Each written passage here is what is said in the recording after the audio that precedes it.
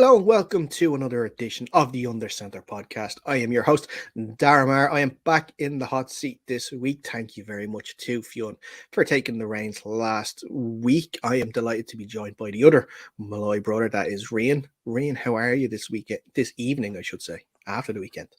Well, as good as you can be when your team loses week 2. But hey, look, we're surviving. We still have, 16 weeks of football to watch. So I'm happy enough. Fionn had some pretty rough things to say about you there last week with you being out. I don't know if you heard them, but I wasn't involved in any of the slander.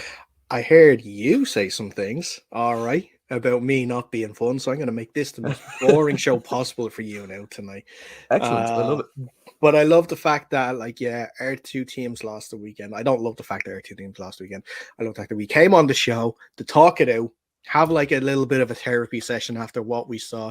You know, Jake is not available because the Giants won, and Adam's not here because the Patriots won. Fionn should be here because the Commanders lost and lost handsomely, but he's not available to make it. But we'll get each other through this rough time. Absolutely. Well, Jake wasn't even invited on the show after the game. Bit salty. You were this close to the kick from group chat. Is that what it was? Yeah, absolutely. But we are going to have a look back at what was an eventful week 2 of the NFL season. Most notably, of course, the Sunday games we're going to speak mainly about because as we record this, the Monday games still have not happened. We'll speak a little bit about them and give our thoughts ahead of it if we have the time. First thing we should say off the bat, though, Rian, as a Sunday and as a whole, the early slate of games, so much excitement, unbelievable comebacks, almost comebacks as well. The second slate of games were a bit of a disappointment. There was, some low scoring affairs like the one in Denver. There was blowouts like in San Francisco. The Arizona Cardinals and the Vegas was a fantastic game. The Rams did their best to throw it away in SoFi against the Falcons, but that first slate of games, it was definitely sort of a Jekyll and Hyde situation there yesterday. Yeah, absolutely. And interestingly enough, the first slate of games kind of started out as if they were going to be that kind of slow burner that sometimes we see in week 2.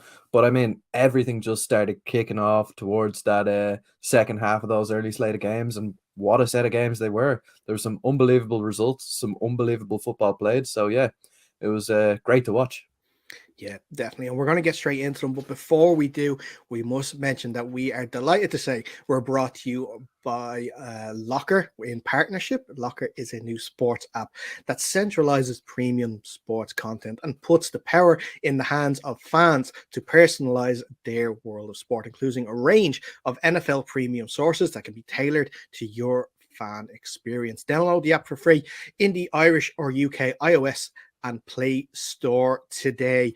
It's fantastic app. Like I said, we had Matt Stearman, who is the co-founder, on a couple of weeks ago, and we got to chat about it. So many great things to do with the app. Like I said, I like my Seattle sports. I get all the Seattle sports I need because I can personalize it the way I want. And for you, Reed, I'm sure you can personalize it to everything Panthers news and waiting for the breaking news that Matt Rule is getting dismissed. We're this close. But we're not going to start with the Panthers. Fortunately or unfortunately for you, there's only one place we can start, and that has to be Baltimore. Of course, the Baltimore Ravens 38, the Miami Dolphins 42. The Dolphins scoring 28 points in the fourth quarter to come from behind to shock the AFC North team. And Rian, I want to know, first of all, from this game, Tua Tagovailoa throwing for 6 touchdowns and 469 yards. Is this the Tua that we were expecting to see, or is this a flash in the pan that maybe will go back to the mean now next week? Do you know, I think this is the Tua that most people want to see. I know there's a lot of haters out there who want to see him fail, but I think this guy is going to be here to stay for the rest of the year. This Tua that looks like he can hit his receivers, he can throw for a lot of yards, and he has the cast around him to do that, right? We saw Waddle and Tyreek Hill both go over 100 yards in that game with 2 touchdowns apiece. They're just insane numbers. This is Madden numbers we're talking about here. Just unbelievable to watch. I don't know about you though. Do you think that Tua is going to be kind of here to stick around, or are you more on the fence? I don't know. Like I do think Tua has gotten a bit of a bad rap since he's come into the league. Ever since he, had that hip injury in college, and then he came in, I think it was like the 9th overall pick. He was taken by Miami. And I think there's been a timer on him ever since then that the Dolphins are waiting just to move on. Of course, all the reports last season were for Deshaun Watson, and then we heard during the season was Deshaun Watson. In the off season, it was Tom Brady.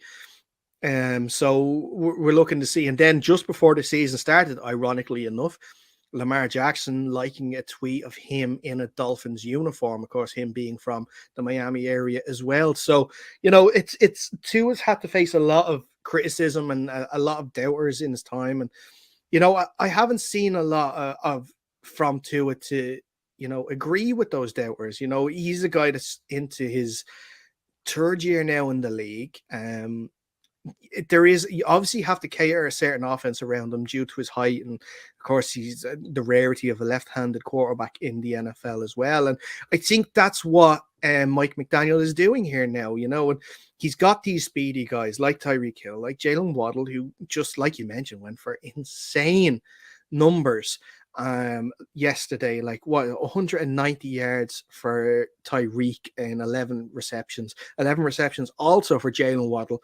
171 yards, both with 2 touchdowns.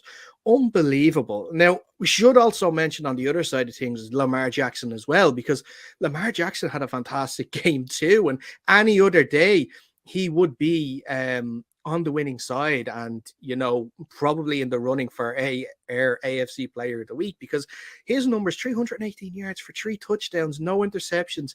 He also rushed for 119 yards and 9 carries and scored a touchdown. These are unbelievable numbers from 2 quarterbacks that have, faced criticism in that time. And I think it was a kind of, maybe both of them giving that metaphorical middle finger to the doubters out there. Yeah, absolutely. And just on that, that touchdown run that he went in for, Lamar Jackson, oh my God, that was electric from start to finish, that whole play. Unbelievable stuff. And to see these 2 guys fighting it out there on the field like that, it's just great to watch. One thing that I will say about Tua is we saw him hit the deep ball a few times in that game, and that's something that really was on the tip of doubters' tongues, was that he did not have the deep ball potential. I think since he's come back from his hip injury, he's fully recovered from that. I think he has that power to now drive through the ball and hit those deep balls, at least to the extent that he has to, because his guys do get open downfield. Waddle and Hill are some of the fastest guys in the league. So, yeah, he hits them to the extent that he needs to. Yeah.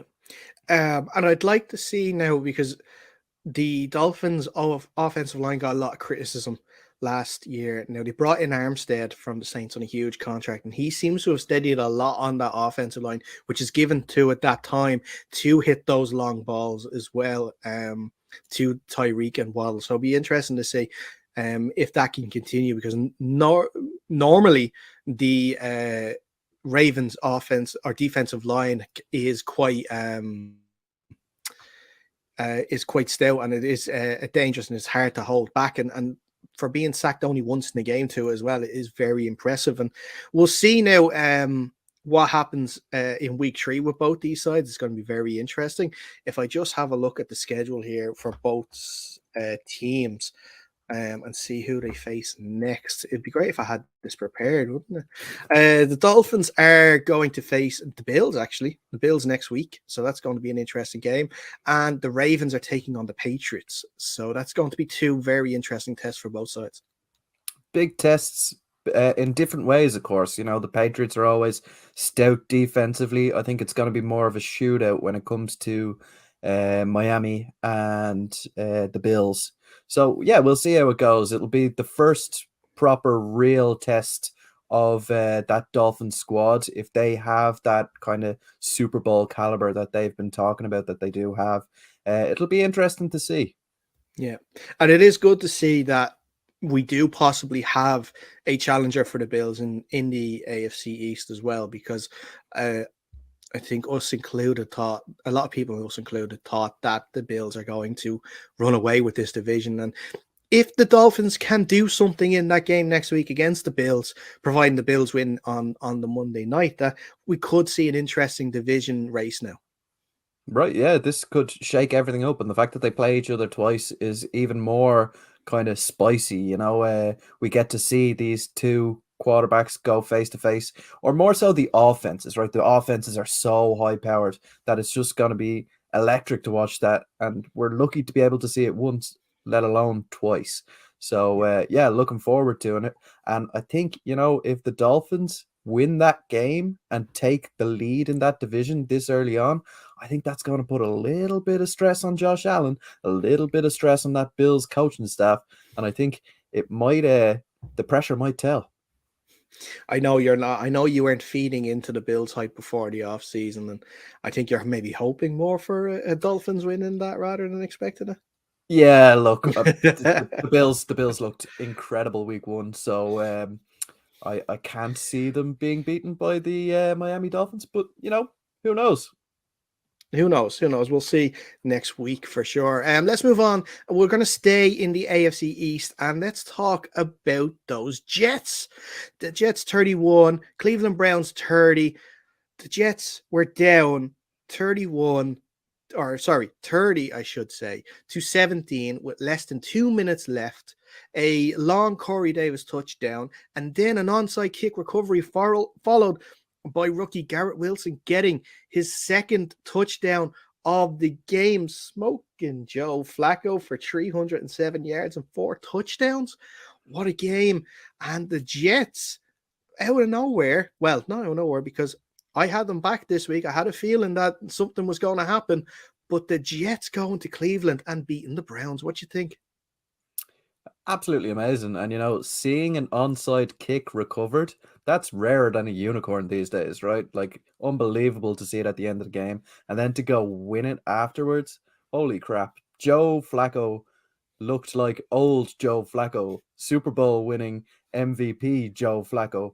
Yeah, shame he couldn't do it in week one, but look, it's good to see him back.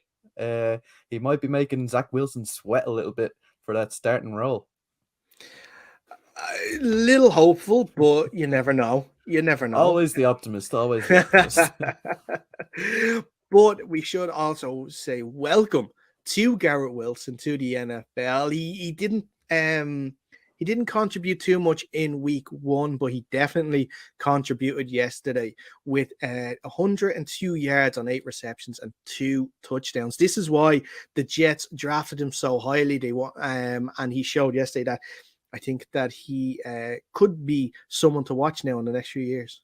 Yeah, absolutely. I'm looking forward to seeing that Wilson to Wilson combo matchup when he does get back from his injury. And he has all of the physical traits to be an outstanding wide receiver in this league for many years. So yeah, it looks hopeful. And looking on the Cleveland side of things, though, Jacoby Brissett didn't have the worst game in the world, but I think the Jets sort of showed that what you can do to the Browns to make their offense struggle, and that is load the box, stop their rushing attack, make Brissett throw the ball, and make him try and get the Browns down the field, which we've seen from his time with other teams he struggles to do.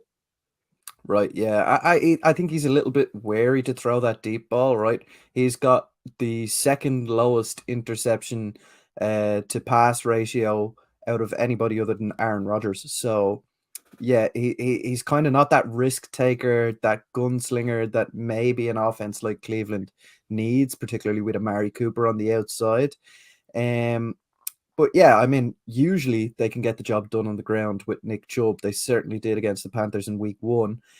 So great job to the Jets for stopping that, keeping them under 100 yards. But I'm interested to know, Darrell, what your thoughts are on the last touchdown that Chubb got. A lot of people out there are saying that they should have kept the ball in play, run the clock down because they already had the lead. Wondering what your thoughts are there. Yeah, it's tough, and look, analytics say, yeah, keep the ball in play, let the clock wind down and just see the game out that way. But, I'm guessing if you go 2 touchdowns up, you're not expecting to lose that game. And with the low percentage chance of actually recovering an onside kick as well nowadays, with the rules set so much against the team kicking off, reclaiming the ball, that you understand why teams continue to do that. I do remember the time, and look, it happened then, and it happened last week, and it happened then. I think it was 2 seasons ago, was it last season, that it was the Falcons against the Lions, and they were in the same situation where the Falcons only needed a field goal to win the game. They were in the red zone, and the Lions pretty much basically gave them free reign to run the ball in. They did with Todd Gurley, but he was meant to stop at the 1 yard line, but he actually fell into the end zone, meaning that a touchdown for the Lions would have won the game. They scored the touchdown to win the game. Same thing as the Jets did there today. And like you're saying, all they had to do was wind down the clock. But so look, maybe, yeah, you're right, they should have done that, but hindsight is 2020. Absolutely, and I think that's the perfect phrase. Hindsight is 2020. We get a lot of hindsight coaches out there going, "Oh, you should have done this, you should have done that." Same with Russell Wilson. Week 1 should have gone for it on 4th down. I mean, like if the whole coaching staff believes in McManus to make that field goal from 63 yards, then why not let him take the field goal? But yeah, I'm on your side in this one. It's very easy to forget that if you're going 2 touchdowns up, you can lose that game. I mean, usually people go 14 points, happy days. We're in the clear now.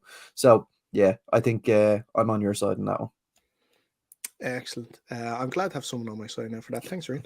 Appreciate that. We've mentioned the Lions. Let's actually talk about the Lions, because the Detroit Lions got their first win of the season, beating the Washington Commanders 36 points to 27. The Lions were 22-0 up at halftime before the Commanders realized that, we have to play offense at some stage in this game. And they tried to mount the comeback. Didn't work. The damage was done in the first half. The story of this game has to be Amon-Ra St. Brown. An unbelievable performance again, both on the ground and in the air, rushing for 68 yards, getting 116 yards in receptions, I should say, reception yards, and 2 touchdowns with that as well. He's continued, I think it was a streak since last season. I think it's 8 games in a row now that he scored at least 1 touchdown in the game. He is turning into a fantastic player for the Detroit Lions. Absolutely, yeah. He's looking like a true wide receiver 1.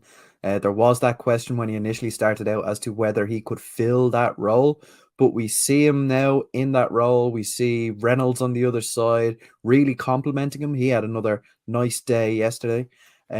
So yeah, it's looking great. That was an offensive explosion by the Lions there on Sunday. On the flip side of that, the Commanders, I think they had 1 first down in the first half. That's peak Carson Wentz. The narrative out there was that second coming, he has returned 4 touchdowns in his first game. No one else had any more than 2 touchdowns in the NFC, I believe. No other NFC quarterback had more than 2 touchdowns. He had 4. And then he goes and stinks it up in the first half of the next game out. Peak Carson Wentz. Yeah, he tried to bring it back in the second half. He did finish the day with 337 yards, with 3 touchdowns and a pick. But on the other side, Jared Goff showing something against this Washington defense. He threw, although it was only 256 yards, still getting 4 touchdowns in that game as well. It is great for the Lions to be in these such exciting games, but the one concern you would have is the defense is allowing a lot of points.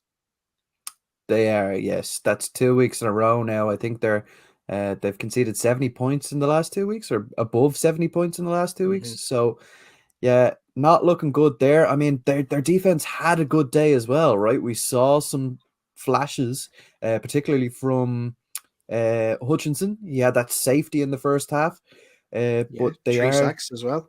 3 sacks as well. But they're still getting kind of burnt for big points on the outside. We saw Curtis Samuel had a really big day yesterday. So, yeah, I'd be worried about that going forward when they start facing these real true top caliber offenses. I would be a little bit hesitant to back them in any of those games, to be honest.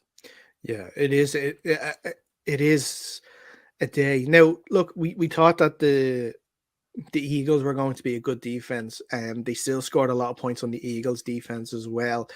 But they conceded just as much against the Eagles offense, obviously more losing that game. But when it comes to these other games, even when they face a Minnesota, who have when they're going up against like a Justin Jefferson, we saw what AJ Brown did to them, tearing them apart. That like a Justin Jefferson, and things could get ugly in games. Which I think, look, it's all great to be watching these games, but if you're a Lions fan, you're just hoping maybe that Dan Campbell can just tighten things up a little bit. Yeah, absolutely. And I think bringing up, the Vikings is an interesting point. The quarterbacks that they've played against till now in the league have not been the best, right? So I don't have much faith in Jalen Hurts as a quarterback, and I don't think much of Carson Wentz either. Now, when they start to come up against guys like Kirk Cousins, who is able to manage a game very, very well, and Aaron Rodgers, I would be very, very worried about this defense. So the hope is there for Dan Campbell that they do tighten it up before they have to play against these top caliber quarterbacks. Yeah, and we'll see in week 3 the teams respectively. We're looking at the Lions. Actually, they travel to Minnesota to take on the Vikings. So we've talked about it. We're going to see next week what this Lions defense is like against probably the top wide receiver in the NFL at the moment. And then also then for the Commanders, they are traveling to Philadelphia to take on the Eagles in an NFC East divisional matchup. But let's move on let's go to the NFC South, and let's have a chat about the Tampa Bay Buccaneers 20, the New Orleans Saints 10. A 3-3 game right up to the start of the fourth quarter, where things got interesting, starting with the melee between both players, starting with Marshawn Lattimore and Mike Evans. Mike Evans, as a result, has a 1-game ban for next week. So he is going to miss the game against the Green Bay Packers, which is going to be a tough loss for Tampa Bay, especially if the likes of Julio Jones and Chris Godwin are going to be missing too, because we saw the frustrations clearly on Tom Brady's face, which he took out on his Microsoft Surface tab on the sideline, that he was struggling to pass on this New Orleans defense. Yeah, it was an interesting game overall. I don't think either quarterback had the best of days. Tom Brady just didn't look right from the start. Made some errors that you wouldn't usually make. I think the most poignant of which was that fumbled exchange between the center and himself. He really struggled against the Saints, but I wasn't really too surprised by that. He's struggled in the past against the Saints, particularly when he's been in a Bucs uniform. He's lost the last 4 that he's played against the Saints, so not 100% surprising, but yeah, I mean, anytime you see Tom Brady play a game like that, you're kind of like, what's going on here? What's gone wrong with Tom Brady? Yeah. No, and you're totally right. On the other side of things, Jameis Winston, after the sort of plaudits he got in week 1, we kind of reverted back to old Jameis. 3 picks in the game, only 1 touchdown pass. Now, he did go into the game, I believe, what was it, with 4 fractures in his back. Right, yeah. So it's questionable why he even was put out there in the first place. Do you think maybe it was irresponsible of first the Saints medical staff and then the Saints coaching staff to put him out there yesterday? Well, I mean, if you're to believe the coaching staff and the medical staff, there was no risk of furthering that injury. He was padded up from his C1 vertebrae down to his C4, so they said he was totally safe to play.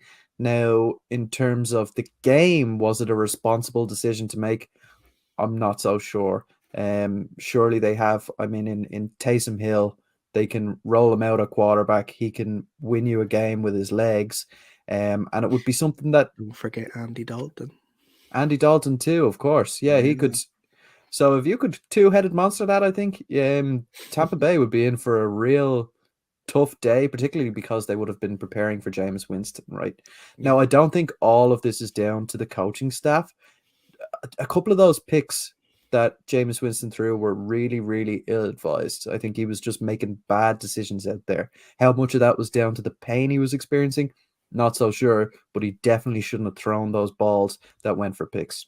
It could have been more down to him wanting to chase the game and get upfield to try and get those scores back.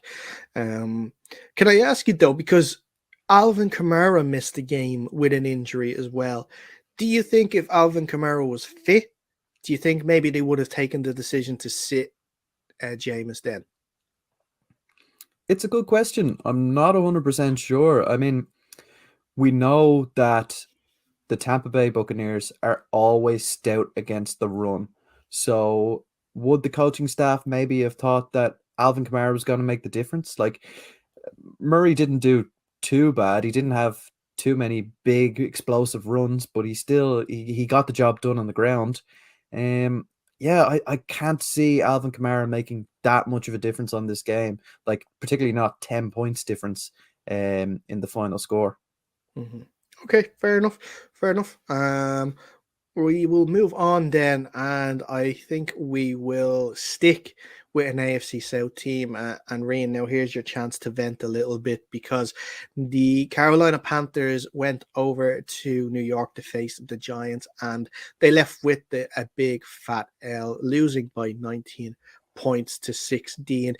A sort of reverted to type sort of game for the Giants in the last few years, where the offense struggled. It was low scoring. There wasn't a lot happening. And in the end, somehow, some way, the Giants eked out a victory here. Yeah, I want to start by praising the Giants. They are showing some tremendous grit to start the season. I mean, these have been tough wins that they've gotten, and they've been deserving of them, if I'm being honest. The Panthers, frustrating again to watch. I don't know if I'm looking at this team with my Carolina blue tinted glasses, but it seems like they have enough talent on that team to be succeeding on offense and dominating on defense. Now, they stopped the run this week. Saquon Barkley had a very, very, I wouldn't say poor game, but he was certainly stifled a lot throughout the whole game. But the offense just couldn't get going again. And when you have a star-studded cast like they do, with DJ Moore outside, Robbie Anderson on the opposite side, Christian McCaffrey in the backfield, you should be able to move the ball against defenses like the Giants, who were really banged up. You know, they had corners on the outside missing. Their linebacker core is pretty slow, in my opinion. So the speed guys on the outside and in Christian McCaffrey should have run amok in this game, but they just didn't. And I think that's probably more so down to the coaching and the play calling than the players themselves. So I would say, to be honest, I'm on the rule out side of things. I want them gone as quick as possible, but who's going to come in and fill that role? Do you think there's really scope for firing a coach in week 2 or week 3 of a season, or do you think that just looks shambolic as a whole? I don't think you can, because I think then you start to run into the football model over in the UK, where it's cheaper to get rid of a manager than it is to get rid of a full team that's underperforming. We saw kind of old Christian McCaffrey a little bit there, because he sort of went off in the rushing. He definitely got his reps in yesterday, going for over 100 yards on the ground, and then I think he had another 20 or 30 yards in the air too. All that was missing was the touchdown.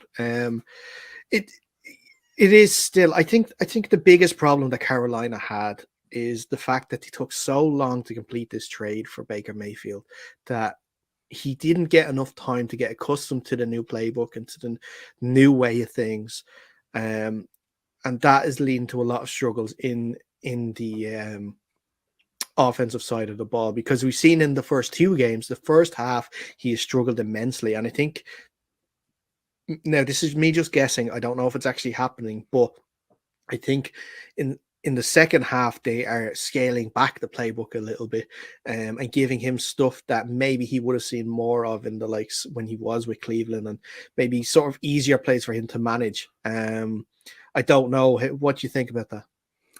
Yeah, it's an interesting point. I think they are kind of scaling it back in the second half and going, look, go to your playmakers. We saw that DJ Moore was non-existent in the first half, but then they consistently hit him on the second half, and I think it was their first drive when they went for a touchdown. And they did the same with Christian McCaffrey later on in the game. But I mean, the coaching just doesn't make sense to me. The fact that, as you said yourself, Baker Mayfield needs to be kind of getting accustomed to things. They have a familiar face there in Rashard Higgins, that he's just not getting snaps on the field. And in a game where Shi Smith had, I think it was 3 open drops, Rashard Higgins should have been getting in that game just to settle things for Baker Mayfield, because I think Baker Mayfield's confidence is a little bit shot at the moment, right? Hindsight, looking back, Browns week 1 was not a good thing. They knew exactly what he was going to do. They got in his face. They deflected the ball, I think it was 5 times in that game. And that's really gotten in his head, because we saw him break the pocket a lot in the Giants game. And sometimes there was no pressure. Sometimes he was just breaking the pocket because he felt pressure off the outside, or was worried about it getting a ball tipped at the line of scrimmage. So I think that, scale back the playbook from the very beginning. Lean on your workhorses in Christian McCaffrey and DJ Moore, and just get things going early on, because I cannot sit through another week of anemic offense in the first half. Well, it doesn't get any easier next week for the Panthers, because they are playing at home, but it is against the New Orleans Saints, one of the most stout defenses, and one that I'm sure Baker's going to find hard to play against, especially if such a good run defense that they have. They won't be able to really rely on McCaffrey that much. On the other side of things, with the Giants, they are playing on the Monday Night Football next week against the Dallas Cowboys, so that should be an interesting game that I'm sure no one's going to stay up for, to watch Cooper Rush and Daniel Jones. But hey, look, that's next week's problem. Let's move on to the next game, and let's have a look, see what we talk about. Yes, might as well. The New England Patriots 17 and the Pittsburgh Steelers 14. I think this is the first time they said in 10 years, maybe longer, that these two sides have faced each other without either Ben Roethlisberger or Tom Brady in the lineup. And you take those guys out, and you can see the team struggle after the highs of winning that game in Cincinnati last week. The Steelers reverted to type in terms of their offense, with having Mitch Trubisky as the quarterback. He struggled all day, only throwing for 168 yards with 21 of 33 with a touchdown and the pick. Najee Harris struggled on the ground, only getting 49 yards. This offense of Pittsburgh, which was kind of was overshadowed by the defense last week. It kind of got a pass because the defense was so good and sort of brought them into that game. But the Steelers really struggled in this, and I think it's what we feared with Mitch Trubisky, that he was going to struggle in this offense. Notable cheers in the third quarter from the Pittsburgh crowd, calling for Kenny Pickett as well, shouting Kenny, wanting the rookie quarterback to come in the game. Mike Tomlin resisted the opportunity to put the rookie in the game and kept it going with Mitch. And it's a team that struggled. On the other side of things, the Patriots get a much needed win after the disappointment of last week against the Dolphins, and a game that a lot of people thought that the Patriots were going to struggle in, and Mac Jones, who had injury concerns during the week with a bad back, came back into it, and Nelson Aguilar, out of nowhere, 110 yards and a touchdown from only 6 receptions, including with that touchdown where he mossed Akello Witherspoon to grab the ball and score that touchdown. But one of the more forgetful games in this crazy early slate of games on Sunday. But Reem, what did you think about both sides coming out of this game? Yeah, both sides really struggled to move the football, and that's the second week in a row now for the Patriots where they have struggled to move the football on offense, and that's a worry for me, right? Usually they are, not the best on offense, but they do that kind of game management style, dink and dunk it down the field and put the onus on their defense. But they haven't been able to play their way out of a wet paper bag these last couple of weeks. They were only probably helped out by the fact that TJ Watt was injured and that the Steelers have Mitch Trubisky as their quarterback. It's a weird one for me. The Steelers seem like they're a quarterback away from being a really good offense, right? I like Deontay Johnson on the outside. Najee Harris looks like a very good running back. They have a strong, stout offensive line, and Pat Freiermuth has been breaking out recently. So it really does feel like they're a quarterback away. Now, in terms of let's get Kenny in the game, I would be skeptical about how well he can actually do. He got beaten out by Mitch Trubisky. And it's interesting that they even went for Mitch Trubisky, or not Mitch Trubisky. It's interesting that they went for Kenny Pickett in the draft, considering they have got this decent offense there. And Pickett has never really been a proven commodity in college football. So, yeah, I can't see it, but maybe I'm looking at it from the wrong perspective. I don't know. Do you think Pickett would succeed in this offense? I think he would do better than Mitch, but that's not setting a high bar. Right. I think the thing that Mitch was great at in Chicago, and the great is being very generous, because I'm sure Bears fans listen to this be like, Mitch was never great, so stop talking.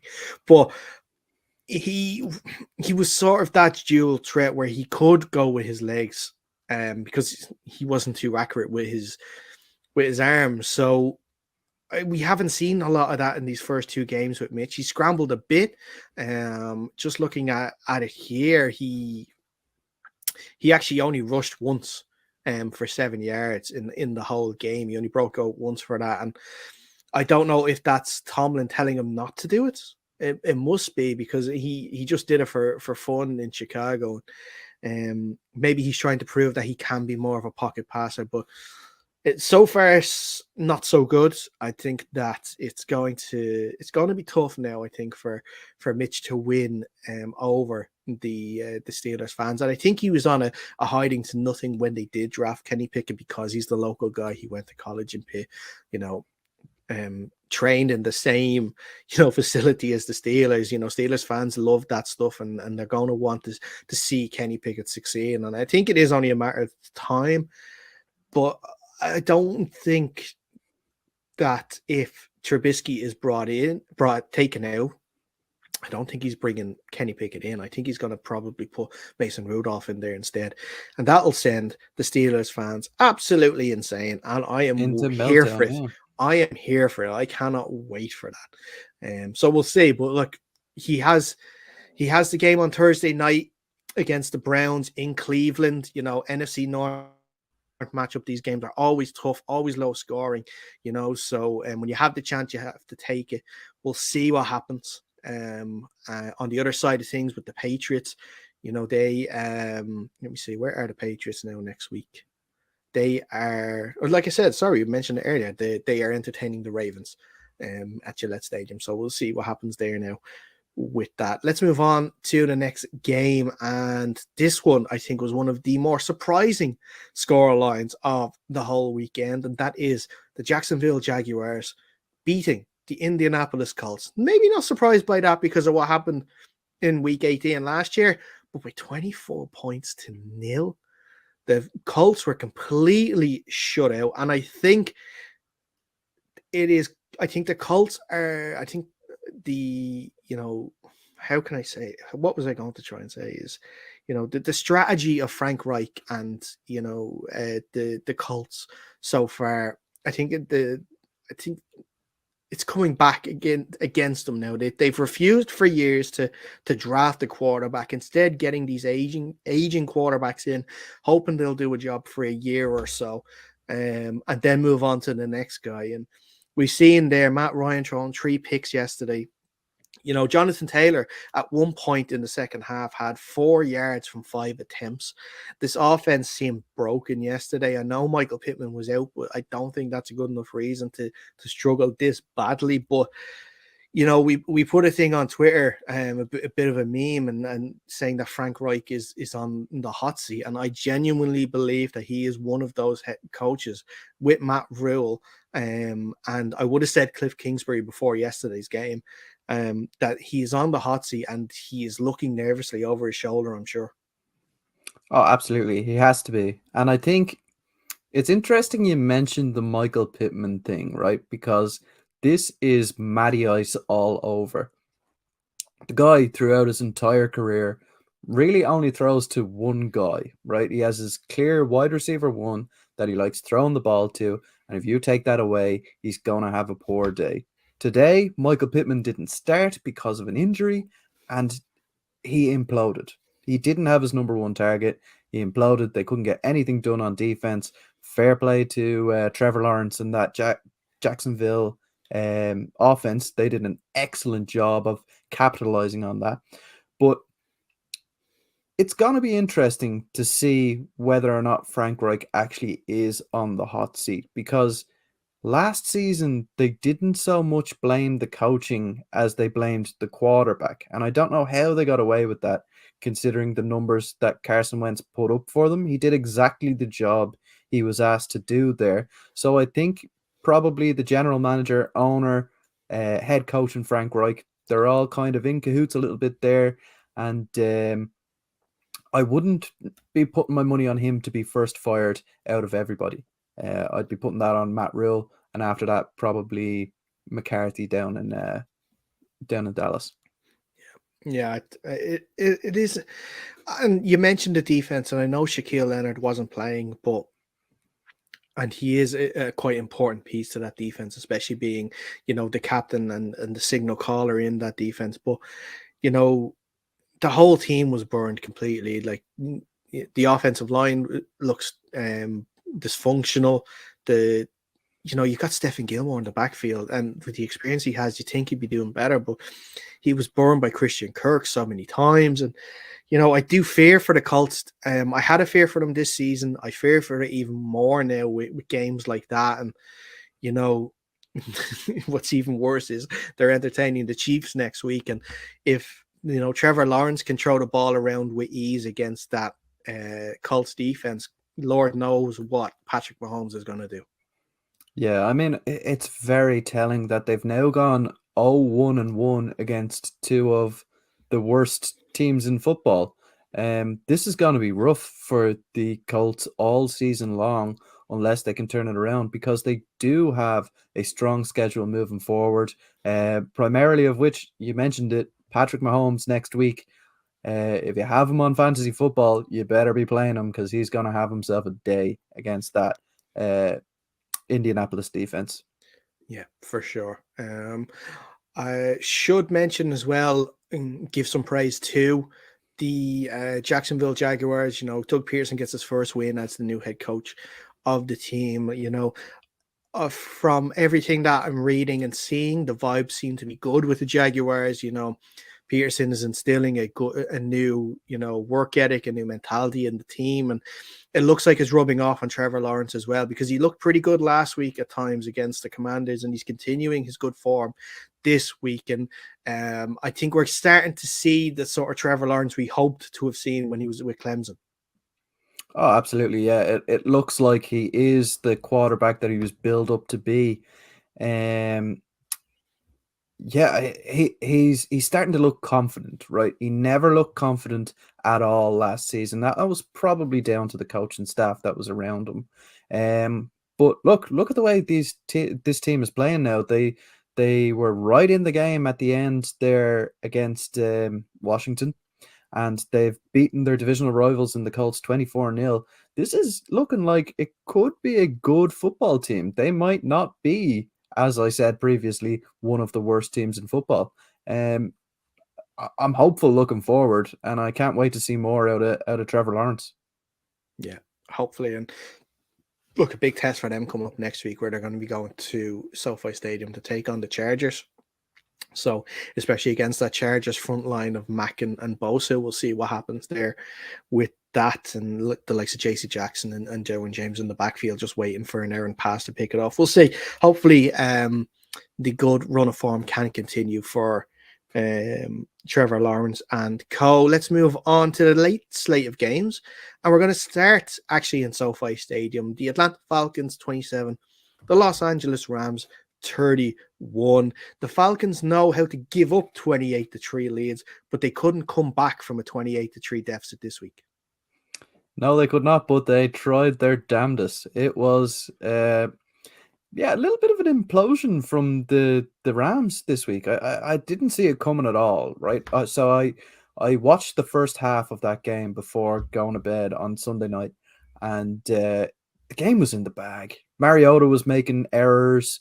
The offense was dysfunctional from start to finish. And Stafford was looking good. Kupp was looking good. Everybody on the Rams defense was looking good too. I don't know where this game got away from them, but it certainly did. Now, the scoreline maybe flattered the Falcons a little bit, right, with that safety that they gave up on purpose at the end of the game. The Rams did. But yeah, it was an implosion from the Rams without the Falcons ever really looking like they were going to win that game, if you know what I mean. I don't know if you saw something different there. Did you think there was a hope at the end of the game? I think the Rams seemed in control for most of the game.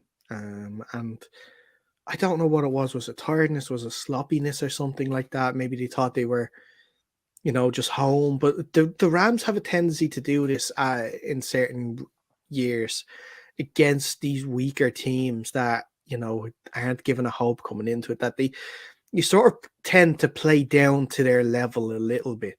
I thought maybe that was going to stop when they brought in Matt Stafford, because it was normally when Jared Goff was under center that he would normally play down to the opponent. But Matthew Stafford hadn't got the best day ever. Yes, he threw for 3 touchdowns, but he threw 2 picks as well in that game. And I'm sure Richard Sherman was delighted by that, because he loves to say that Matt Stafford was the leading interception. Had the most interceptions in the league last year. So, but look, they have these great players. We saw Jalen Ramsey struggle last week against the Bills, and this one now he comes up with the game-winning interception to win the game for the Rams, or to seal the game for the Rams in that. I think I don't know. The defeat last week, the dodgy win this week from the Rams. We see with a lot of teams that once they reach the top and they reach the pinnacle of the game, winning the Super Bowl, you want to think that these players are going to have the same hunger to do it again. But sometimes that's just not the fact. That sometimes these players do take a step back, unknowingly sometimes to them, that they rely on their laurels a little bit, thinking that we are Super Bowl champions, so we'll sail through this game. And maybe that was the mentality that caused them to sort of, sleep a bit at the wheel and allow the Falcons back in. Yeah, 100% agree. These guys are professionals. They're not going to be actively going out and saying, well, we're better than this team, so I'm just not going to try as hard. But we wouldn't talk about the Super Bowl hangover if it wasn't a proven thing in the NFL every single season. Whoever gets there are likely to have a down season the next season. And I think that's just because you gave so much the year before, and it's difficult to get back to that level of hype, of motivation moving forward when you've been there and you've done it all the year before. Yeah, Totally. Next week, the Rams actually travel to Arizona, home of this year's Super Bowl, to take on the Cardinals in an NFC, sorry, I should say, West matchup. And the Falcons are traveling to Seattle to take on the Seahawks. And I think that's the next game we'll have a look at. The Seattle Seahawks going down in Santa Clara against the 49ers by 27 points to 7. Before I sort of lose my mind a little bit there, Ryan, I'll let you go first. What did you make of the game? This was a rough one for the Seattle Seahawks. I don't. When was the first time that they scored offensive points? It was like into the third quarter, right? Fourth quarter. Fourth Oh no, quarter. sorry, third quarter. You're right, third quarter. Yeah, it wasn't even the offense that scored. Yeah. So it was the defense who came up with the points. That was just a rough day at the office. But I mean, look, the 49ers, decent team. It was always going to be difficult for the Seahawks. And hey, look at that GM now who gave all that money to Jimmy Garoppolo. It looks like he's the smartest man in the NFL. Yeah, true. Should start off by saying thoughts are with Trey Lance. An absolutely horrible injury to get. I think he's getting surgery on Monday, and he is expected to be out for the rest of the season. So hopefully he comes back in good shape for next season. Yeah, the 49ers got lucky by keeping hold of Jimmy G. They were lucky that no one else in the league wanted Jimmy G or wanted to give up picks for him. But it was kind of irrelevant because the running attack of the 49ers just ran all over Seattle in this game. The defense, under new defensive coordinator Clint Hurtt, struggled in this game, and they struggled last week as well against the Broncos too. A big issue is the defensive line has no penetration. There's no pass rush there at all. And I think that's a real struggle, especially for the backfield that are having to they're giving these quarterbacks longer in the pocket. That means the backfield are having to cover players for longer, and it's causing in these plays to progress and go on longer than they should. The offense, look, with the highs of last week, you were always going to get a drop off. I didn't think the drop off would be as severe as it was. There was no rushing attack in this game. The 49ers stopped anything that was ran down their throats. Geno struggled. He had one pick. He should have had a second. I think this was kind of more reverting to type. I think this was the sort of Seahawks team we expected to see this year, with the changes that they made and trading Russ and everything like that too. They haven't scored now in 6 quarters, which is very concerning too, the offense. I don't know. They play, like I said, they play the Falcons next week. If they don't, it's impossible. Like, Reen, you know yourself, it's very hard not to score in the modern day NFL. It's very hard not to score because you get to like the 38-yard line at least, like on the opposition 38-yard line, you're at least going to have a kick at goal. You get something. They had 9 offensive plays. They went past halfway, I believe, 3 times in those. It's 9 offensive series. Sorry, not plays.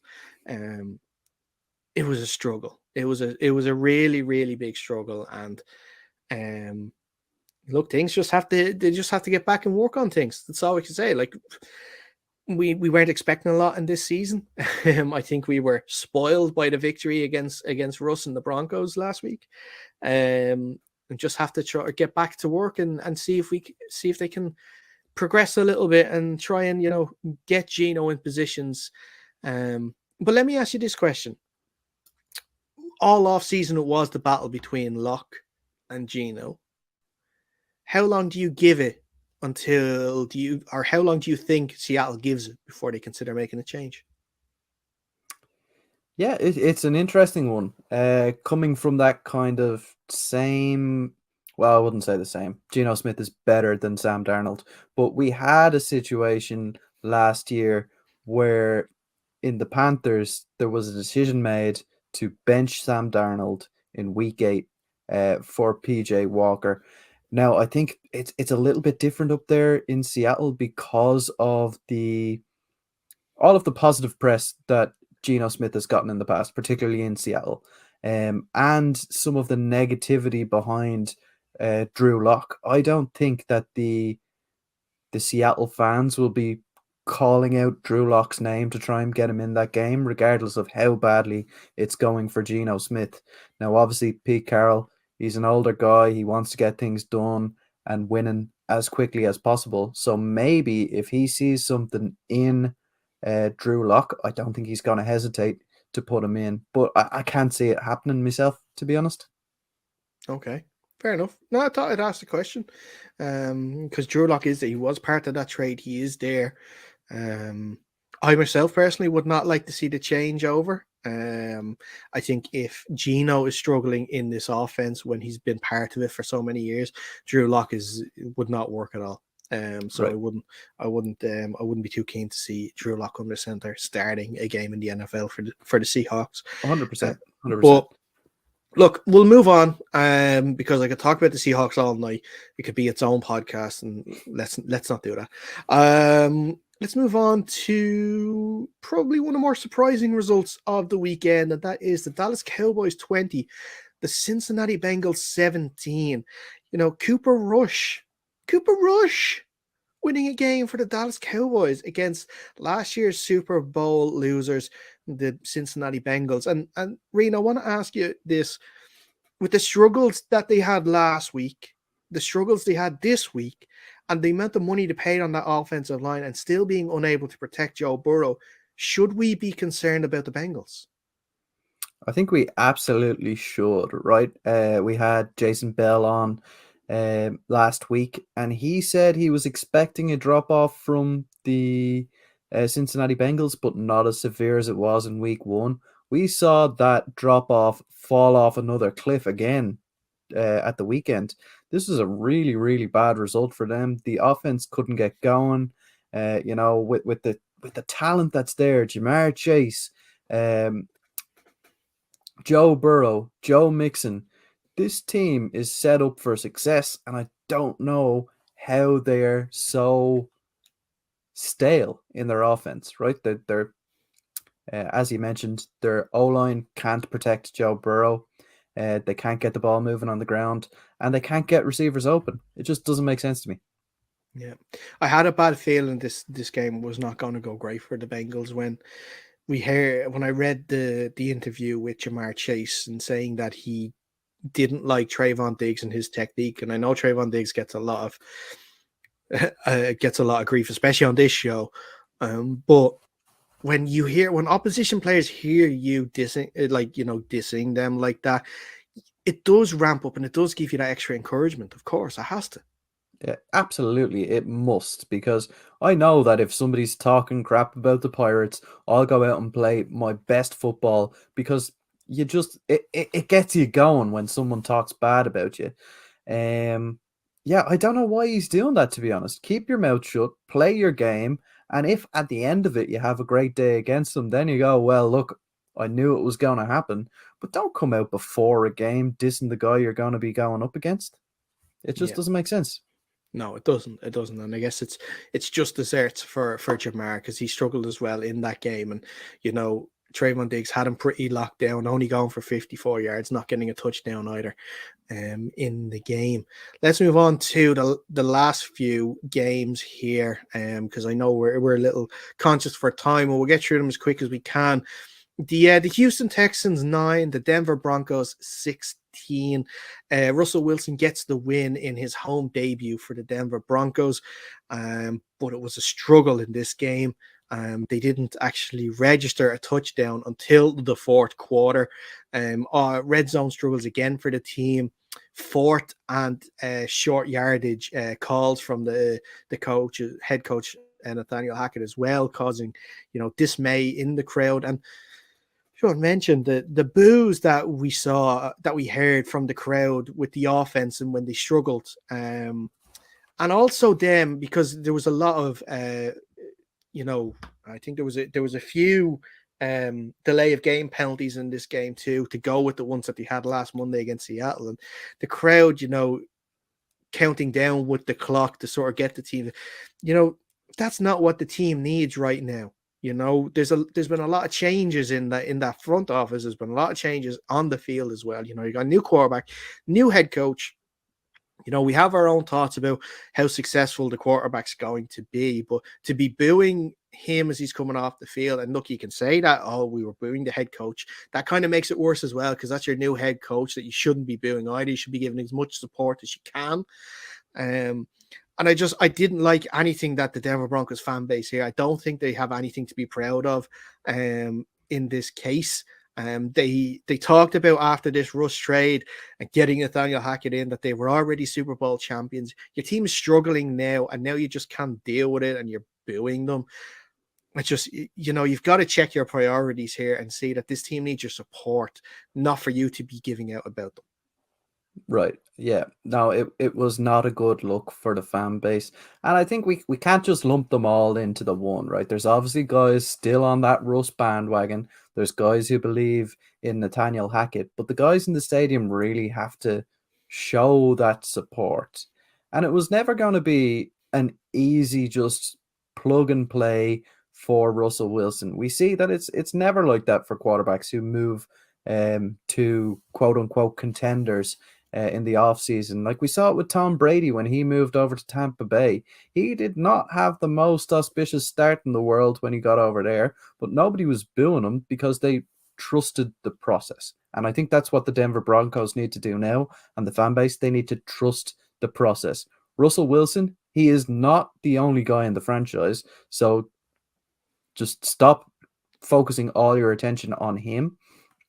And this guy, we know he is a proven commodity in the NFL. He can make plays. He can make the playoffs. He can win Super Bowls and has done in the past. Trust the process. It's 1-1. Anything can happen from here. So in a game that you actually won at the end of the day and you're booing your quarterback, head coach, counting down the game clock, it's just not right. Just don't do it.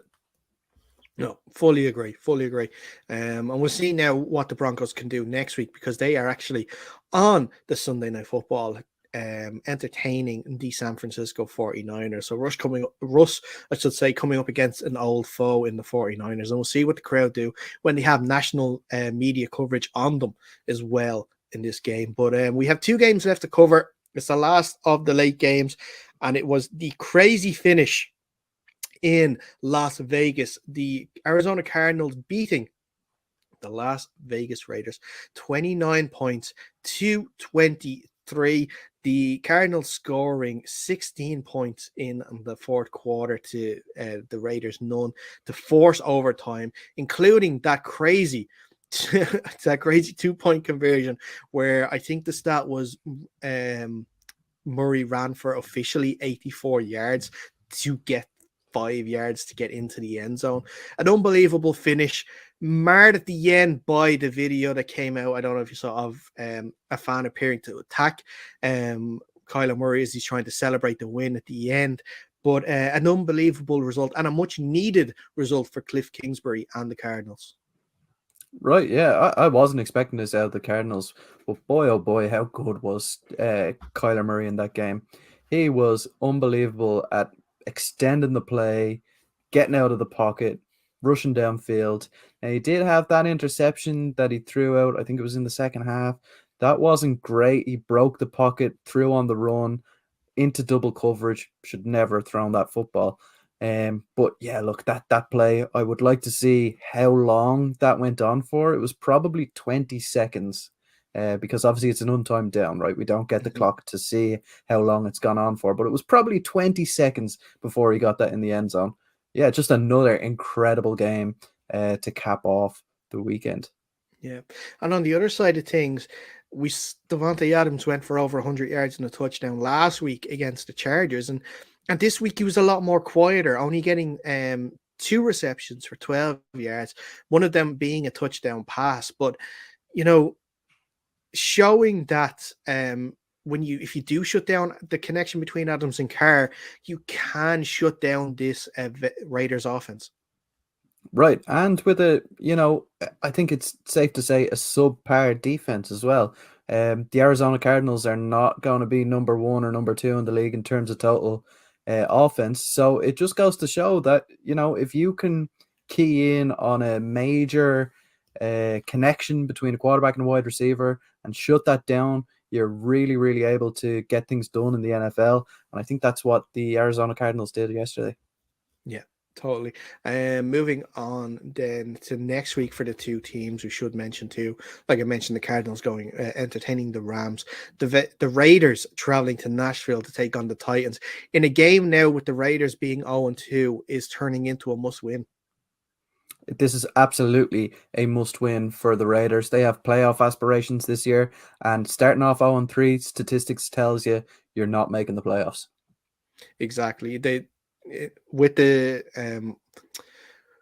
odds there now, with the percentage chance of them making the playoffs starting 0-2 is pretty low as it is. But you go to 0-3, and especially in that division and in that conference with as many teams as strong as they are, if you go 0-3, you could pretty much maybe put a fork in the Raiders for this year and maybe say that they're done. Yeah, 100%. Let's move on to our last game, and that is the Sunday Night Football. The kind of, I guess you could say, maybe non-event in the end. The Chicago Bears 10, the Green Bay Packers 27. We won't talk much about the game itself with it being a blowout, but I heard an interesting thing there by Kyle Brandt on Good Morning Football this morning, where he was sort of giving out about the fact that every year, like this game, if either in Soldier Field or in Lambeau, one of them is put on the Sunday Night Football for national TV coverage, and he is calling for the schedule makers to stop doing this. And with the fact that I don't think the Bears have won in, was it 5 years? I think they haven't won a game against the Packers. Yeah. 5 years they haven't won. That's some stat to go on, and I guess it's hard to disagree with Kyle's views. Yeah, I mean, I don't know why this is making prime time, particularly with the record. It's 11 straight now, I think, that the Packers have won against the Bears, and a lot of them have not been pretty, right? This is never really a tight game between divisional rivals. I think Rodgers said that he's starting quarterback for the Green Bay Packers, but he owns the Chicago Bears. Yeah. That pretty much stands through, and I would challenge the Bears to challenge that statement, but they haven't done it yet. No, they haven't. A big day for Aaron Jones as well last night for going for 132 yards on the ground and a touchdown. Also having another 38 yards in the air too. On the other side, bright sparks in terms of David Montgomery going for over 100 yards on the ground against his Packers team. Justin Fields only throwing for 70 yards though in this game and one interception, but he did rush. Getting rushing touchdown, I should say, in the first quarter. I've seen a few people start to turn a bit on Justin Fields, but I'd love to get your view on it, Rian, quickly before we go. Justin Fields, he's in a tough situation in Chicago. There's been a lot of change since he's come into the league. New head coach, new GM. It is, we've said this about the Bears, that it's going to take time to build that roster up, and I don't think now is the right time to start talking about giving up on your quarterback. Yeah, no, I would agree with you there. It takes a lot of time to rebuild a franchise the way the Bears are looking to rebuild. It also seems to take a long time for Ohio State quarterbacks to acclimatize to the NFL for whatever reason. And Justin Fields is one of those guys. So I don't know why people are so quick to turn on him. He obviously has the talent, right? We see flashes every single week that this guy is made for the NFL. So I can't really see why the fan base would turn on him. I'm not sure what the thoughts are of the kind of Bears diehards. I think they're still on that Fields train, but everybody else outside of that organization seems to be gone cold on him a little bit. Yeah, and I think it's unfair. That I think he is a player that has a lot of talent, and I think that you put some decent pieces around him and a decent offensive line, I think you are going to see some great things out of him. But that brings us to the end of this edition of the Under Center podcast. Rain, thank you so much as always for popping on and chatting. It's been a pleasure as usual. Very fun, I would say. See, I'm not that boring after all. Until the next week that I'm not available, and then I'll have to hear it again. The slander starts again. Yeah. The slander starts again. I wouldn't have it any other way. But like I said, that is going to be the end of it. Before we go, make sure you are following us on our social media channels at UnderCenterPod on Twitter, at UnderCenterPod on Instagram. Search us on YouTube, UnderCenter Podcast. Do the exact same wherever you listen to your podcasts to find us there so you can listen to us on the go. We will be back on Thursday, looking ahead to the Thursday night football, and we will have a couple of guests in store for that too. Keep an eye on our socials to find out who will be on the show. If you're interested in a prediction league, I must also say we are running a prediction league on the Fanzo app, FANZO. If you're interested in joining a prediction league, download the Fanzo app, go to NFL tipping game, join a league, put in the code CENTRE, CENTRE, and then you can join the league. And it's a great way to get some bragging rights over your friends and possibly maybe win some prizes at the end of the year. Well worth getting in, and we're all in it, so you get to put your predictions against all of us too. So it's a good way to say maybe if you do better than Reed, you can replace him on the show. Who knows? We'll see. I'm running a risk. Likely you will do better than me. Because if Rain does better than me and then someone else does better than me, then I have to lead the show. So let's not do that. Because that's entirely possible. That's entirely possible. Well, like I said, that's all the time we have for on this edition of the show. Until next time, stay safe and we'll see you soon.